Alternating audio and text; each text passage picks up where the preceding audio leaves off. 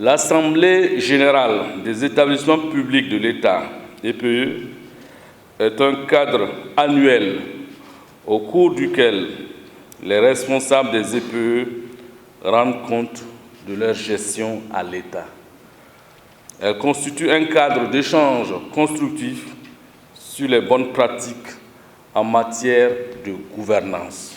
Outre l'adoption des rapports de gestion des conseils d'administration et l'approbation des états financiers, l'Assemblée générale offre l'occasion d'évaluer les performances réalisées par les établissements publics de l'État et formuler des orientations en rapport avec leur mission de service public et les priorités de la politique gouvernementale.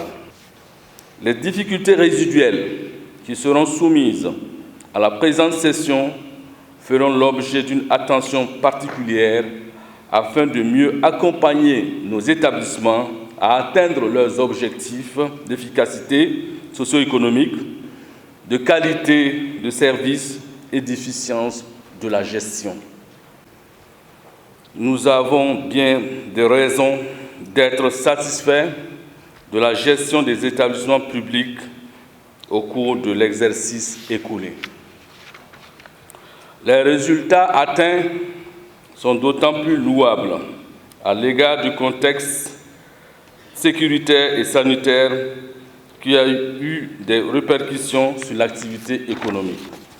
Ces résultats sont à mettre à l'actif de l'ensemble des acteurs impliqués dans la gestion de nos établissements qui ont su faire preuve de résilience et à qui je rends un hommage mérité.